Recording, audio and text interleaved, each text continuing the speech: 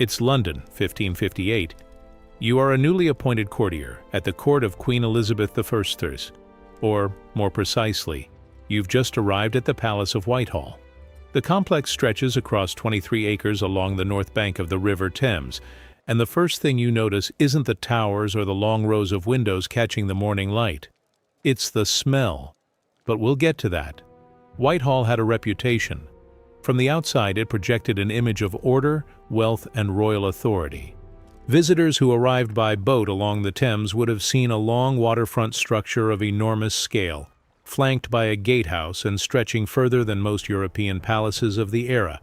Everything about its exterior was designed to communicate that England was powerful and its monarch was in charge. What that exterior did not communicate was what actually went on inside. The scramble for access, the political competition, the freezing winters, and the persistent reality that a palace housing well over 1,000 people, with no running water and no sewage system, is going to smell exactly the way you are imagining it does. Today, we are going to find out what it was really like to live at the Palace of Whitehall, under Elizabeth I. Whitehall was not built as a royal palace.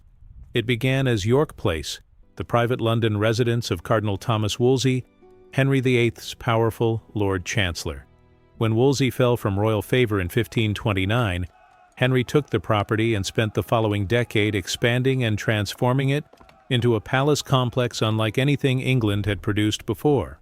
By the time Elizabeth came to the throne in 1558, Whitehall already covered 23 acres and contained more than 1,500 rooms. The grounds included 4 tennis courts, multiple bowling greens, cockfighting pits, and a full jousting tilt yard. It was by most accounts the largest palace in Europe, a distinction it held by some margin, given that the nearest comparable structure at Versailles would not be constructed for another century. Elizabeth spent more time at Whitehall than at any of her other royal residences, and at her accession she had over 60 to choose from. The palace was her administrative center, her entertainment venue, and the operational core of Tudor government. Its proximity to the Palace of Westminster, where Parliament met and the law courts operated, made it the logical center of English power. She spent entire Christmases there. She received foreign dignitaries, ambassadors, and suitors within its walls. She signed state papers, dismissed councillors, and conducted the daily business of governing a kingdom from its chambers. Over the course of her 44-year reign, Whitehall became the primary address of her rule. Not everyone who came to Whitehall experienced the same palace. The complex was structured around a series of concentric zones of access, and which zone you were in told you exactly where you stood. The outermost areas, including the Great Hall, were open to virtually anyone who arrived properly dressed and followed the correct forms of etiquette. Beyond that came the presence chamber, where Elizabeth gave formal audiences, received ambassadors, and carried out the public-facing rituals of monarchy. Only courtiers and significant visitors entered here. Further in was the privy chamber, controlled by gentlemen ushers who screened everyone at the door. This was where trusted officials, senior advisors, and Elizabeth's inner circle operated on a daily basis. Beyond even that was the bedchamber, accessible only to the women who served Elizabeth directly, the ladies of the bedchamber, and the gentlewomen of the privy chamber. Security throughout was strict. With a court that drew over 1,000 permanent residents and constant streams of visitors on top of that, guards were tasked with identifying anyone who might represent a threat to the Queen. And there were real threats. From the moment Elizabeth took the throne as a Protestant queen in a still partially Catholic Europe, there were individuals and entire governments working toward her removal. Catholic powers on the continent, including Spain and Rome, sent agents into England specifically to identify vulnerabilities at court. To counter this, Elizabeth employed Francis Walsingham as her principal secretary. Walsingham assembled a network of agents that extended across Europe, into France, Spain, the Low Countries, Italy, Turkey, and North Africa, using ciphers, invisible inks, double agents, prison informants, and bribed servants to intercept plots before they reached the Queen. That network did not stop at the palace gates. Conversations at Whitehall happened with the awareness that someone nearby might be reporting them. Walsingham used torture and interrogation when necessary, ran agents simultaneously against multiple foreign governments, and uncovered plots including the Babington Plot of 1586, which provided the evidence that led to the execution of Mary, Queen of Scots. Gathering intelligence was not a profession conducted far from the palace. It was a daily feature of life inside it. The morning at Whitehall began before the Queen's eyes opened. Long before Elizabeth was officially awake, her attendants were already at work preparing what was, in practice, the ritual of turning her into a symbol of royal authority. It started with cosmetics. Elizabeth's face was painted with a mixture of white lead and vinegar, the standard aristocratic method for achieving the pale, luminous complexion that defined her public image. The result was striking, and as portraits from every decade of her reign confirm, consistent. What historians have come to understand since is that the lead in that compound was toxic. Prolonged daily use almost certainly contributed to the hair loss she experienced in later years and to various other health complications she managed across her reign. Once the cosmetics were applied, getting Elizabeth into her clothing was its own extended procedure. She owned more than 2,000 gowns recorded in the royal wardrobe at the time of her death. Some estimates place the figure considerably higher, as gifts of clothing arrived from courtiers and foreign dignitaries throughout the reign. On New Year's Day 1587 alone, she received more than 80 pieces of jewelry. Her wardrobe was managed by the ladies of the bedchamber and the gentlewomen of the privy chamber, women who had sworn a formal ceremonial oath before taking their positions and who understood that their roles required complete loyalty and ongoing discretion. What Elizabeth wore on a given day was not left to personal preference. Every element was chosen to project a particular message: authority, wealth, or political availability, depending on what the day required. Fashion at Whitehall was a legal matter as much as an aesthetic one. Elizabeth enforced what were called sumptuary laws, which tied specific fabrics and garments directly to specific social ranks. A law issued in 1574 specified exactly which women could wear cloth of gold and fur of sables, only duchesses, marchionesses, and countesses. Anyone found dressed above their station could be fined. The result was a court in which clothing functioned as an immediately readable indicator of social position. You could walk into the presence chamber and, without a single introduction, determine where most people in the room stood based on what they were wearing. Elizabeth ensured she was always at the top of that visible order. Courtiers who came close to outdressing her were reprimanded directly. As Elizabeth's own wardrobe grew more elaborate across the decades, narrower waists reinforced with wooden or metal boning, larger ruffs around the collar, more exaggerated silhouettes, her court followed suit. Male courtiers began wearing corsets and stuffed doublets shaped to produce a pointed protrusion at the stomach, a style known as the peascod doublet. A chamberer serving in Elizabeth's personal household, one of the women directly responsible for her care, earned an annual fee of around $20 plus a clothing allowance paid on St. Andrew's Day. Keeping up with Whitehall's dress standards cost courtiers considerably more than that, and many spent well beyond their means. Dinner at Whitehall was served around noon, and the social arrangement of the meal reflected the palace's hierarchy in the same way everything else did. Most courtiers gathered in one of the two main halls to eat together. Those of sufficient rank could have food brought to their private quarters. Elizabeth herself typically dined in her privy chamber, away from the main crowd, eating more plainly than the court's reputation might suggest. Contemporary accounts describe her as disciplined at the table, frequently reviewing state papers during meals rather than engaging in general conversation. Supper came between 5 and 6 in the evening. After supper, the presence chamber hosted the evening's entertainment: plays, masks, concerts, and dances. What happened in those rooms after dark was not purely recreational. Attending the right performance, being seen in the right room at the right moment, created the kind of informal proximity to the Queen that formal appointments could not reliably produce. Elizabeth was a willing and skilled participant in these entertainments. She played musical instruments, read and translated Latin and Greek classical authors, played cards and backgammon with her ladies, and was an exceptional dancer. She performed the galliard and the volta being a dance that involved the male partner throwing the female partner several feet into the air. not a routine choice for someone unconcerned with physical capability. Contemporary observers noted she was still performing these dances at court when she was approaching 70 years old, and doing so better than women significantly younger. On days when outdoor activity was not possible due to rain, she practiced her steps indoors, sometimes alone with her ladies, sometimes in front of a small assembled group. The library at Whitehall held books she read with genuine seriousness. This was not performance for its own sake. Elizabeth was educated to a high standard and maintained that engagement throughout her reign. Outdoors, the palace offered its own full range of activities. Henry VIII had built the facilities, and Elizabeth used them consistently. The tilt yard, the tennis courts, the bowling greens, and the cockfighting pits were all available to the court and in regular use. A menagerie on the grounds housed exotic animals, continuing the Tudor convention of displaying unusual creatures as a demonstration of royal reach and resources.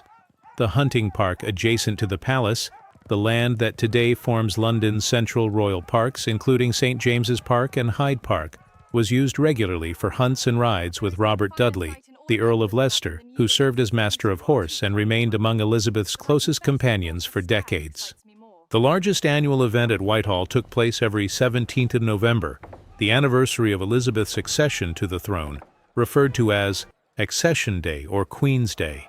The Accession Day tilts were a set of elaborate festivities that transformed the tilt yard into a spectacle capable of drawing crowds between 10,000 and 12,000 people, accommodated in galleries ranging from basic seating to specially constructed sections for distinguished guests. Participants arrived in processions with costumed servants and decorated floats, wearing allegorical armor designed specifically for the occasion. They delivered speeches to the Queen from below the royal gallery, presented gifts, recited poetry, and then competed against each other on horseback. The Earl of Oxford, the Earl of Essex, Lord Howard of Effingham, and other prominent figures of the Elizabethan court all took part. A knight named Sir James Scudamore, who competed in the 1595 tournament, was later commemorated as Sir Scudamore in Edmund Spenser's epic poem, The Faerie Queen. The Accession Day tilts combined physical competition, theatrical display, and formal expressions of loyalty to the Queen in a single extended afternoon. The last one took place in November 1602. Elizabeth died the following spring. Running beneath all of this activity was the permanent question of Elizabeth's marriage. From the moment she took the throne, Parliament, her Privy Council, and the rulers of Europe expected her to marry and produce an heir. The pressure was direct and repeated. In February 1559, the Speaker of the House of Commons and members of Parliament came to Whitehall specifically to address the Queen on the subject. Elizabeth received them and offered nothing definitive. She continued offering nothing definitive on this subject for the next several decades, which may be the most consequential form of non-answer in the history of English politics. During the late 1570s and early 1580s, the most serious of these negotiations centered on Francis, Duke of Alençon, the younger brother of the French king. To receive the French delegation during the negotiations, Elizabeth commissioned the construction of a new banqueting house at Whitehall in 1581. The structure was built of brick, timber, and canvas, with 292 glass windows and a ceiling painted with vines and fruit, all chosen as symbols of the hoped-for fertility of a marriage that was being discussed at the table below. Over 375 workers built the structure in 3 months. 2 of them broke their legs during construction. Inside, the French ambassadors were treated to feasts and entertainment of considerable scale. The Duke of Alençon came and went. The match was never finalized. The banqueting house, intended as a temporary structure for the occasion, stayed in use for years afterward because nothing was built to replace it. Winter at Whitehall was an endurance test. The palace was large enough that fireplaces provided warmth only to the immediate area around them, and heat did not travel through corridors of that scale. Private quarters, particularly those assigned to lower-ranking courtiers, were often genuinely cold during the winter months. The rooms closest to the Queen's own chambers were the most coveted in the palace, not only for the access they implied, but for the minimal additional warmth they offered relative to the rest of the complex. Visitors and diplomats routinely noted the cold in their correspondence, describing it as an expected feature of the place rather than a complaint worth pursuing. One account from the period records wine freezing in glasses at the king's table at a comparable royal residence during the winter of 1695. At Whitehall, the situation was not dramatically better. And then there is the sanitation. The palace regularly housed more than 1,000 people and had no running water and no organized sewage infrastructure. Chamber pots were the standard method of personal waste management for virtually everyone except the Queen herself, who had dedicated facilities. What happened to those chamber pots after use was handled inconsistently across a complex that had no plumbing. The accumulation of waste from 1,000 people, their horses in adjacent stables, and the extensive food preparation operations feeding the court created conditions that made Whitehall, after several weeks of continuous occupation, an unpleasant place in a very specific and unavoidable way. The official solution was periodic movement. The court relocated between palaces on a regular basis, specifically so that each residence could be cleaned and, in the contemporary phrase, aired and sweetened before the next visit. Elizabeth rotated between Whitehall, Greenwich, Hampton Court, Richmond, Windsor, and other residences on a schedule that was partly ceremonial and partly a practical response to what happened to indoor spaces without plumbing when 1,000 people lived in them. When the court departed, a small resident staff remained behind to manage the cleaning operation. When the court arrived at the next palace, the same conditions eventually developed again. The solution was not a solution to the underlying problem. It was a cycle. Elizabeth, for her part, paid considerably more attention to personal hygiene than most. She bathed regularly in a large custom-made tub that traveled with her between palaces. At Whitehall she had access to what functioned as a Tudor equivalent of a bathhouse, a room heated by a ceramic-tiled stove, adjacent to a bathroom fitted with a water feature in which water poured from oyster shells. Fragments of ceramic tile from this installation were recovered during archaeological excavations of the Whitehall site in the 20th century, confirming what written accounts from the period described. For her teeth, she used a preparation of white wine and vinegar boiled with honey, applied with fine cloth. It was not effective dentistry in any modern sense, but it represented a degree of attention to oral hygiene that placed her well above average for the era. The political life at court had its own daily texture entirely separate from the entertainments and the ceremonies. Being seen by the Queen was not simply a social pleasure. It was the central mechanism of advancement at Whitehall. A courtier who was visible to Elizabeth, who attended the right events and appeared in the right rooms at the right moments, had access to her attention. That attention was the primary resource the palace had to offer. Elizabeth held her courtiers in a state of managed competition, rewarding some with access and favor, withdrawing it from others, and rarely confirming anyone's position as permanent. Her advisor, William Cecil, Lord Burghley, occupied a stable position throughout most of the reign, but others, including the Earl of Essex, the Earl of Leicester, and Sir Christopher Hatton, spent years in various states of favor and anxiety about the continuation of it. The Queen used the uncertainty deliberately. A court where everyone was competing for her attention was a court where no one had enough independence to cause real problems. Courtiers who were not in Elizabeth's immediate circle still had jobs to do, and those jobs came with their own internal hierarchies and competitions. Access to specific roles near the Queen, even relatively modest ones, like handing her something or standing in her presence during certain ceremonies, was a coveted form of status. Some positions could be purchased, others were granted through personal relationships or political connections. Getting a position close to the Queen was good. Keeping it required ongoing effort because someone else was always trying to take it. Elizabeth I died at Richmond Palace in March 1603, at 69 years old, after 44 years on the throne. On the day of her funeral at Westminster Abbey, James VI of Scotland was proclaimed James I of England on the green beside Whitehall's Tilt Yard, the same ground where her courtiers had competed every November in her honor for over 2 decades. James inherited a palace that was already in poor condition. Structures built during Henry VIII's reign required significant repair. The banqueting house that had been constructed as a temporary measure in 1581 was still standing 22 years after it was never meant to last. James eventually commissioned a permanent replacement designed by Inigo Jones and completed in 1622. The banqueting house that remains standing on Whitehall today, the only surviving piece of the original palace complex. The rest of Whitehall burned in a fire in 1698, nearly a century after Elizabeth's death. Of the 23 acres, the 1,500 rooms, the tilt yard, the tennis courts, the galleries and the corridors where Elizabeth had spent more of her reign than anywhere else, almost nothing remained. One thing survived the fire intact: Henry VIII's wine cellar. It is still there today, directly beneath the Ministry of Defense building on Whitehall, largely unchanged from the Tudor period. Most of the palace that defined 44 years of English history is gone. But for those 44 years, within those 23 acres, the court of Elizabeth I was one of the most closely watched, intricately organized, politically dense and persistently odorous places in the world.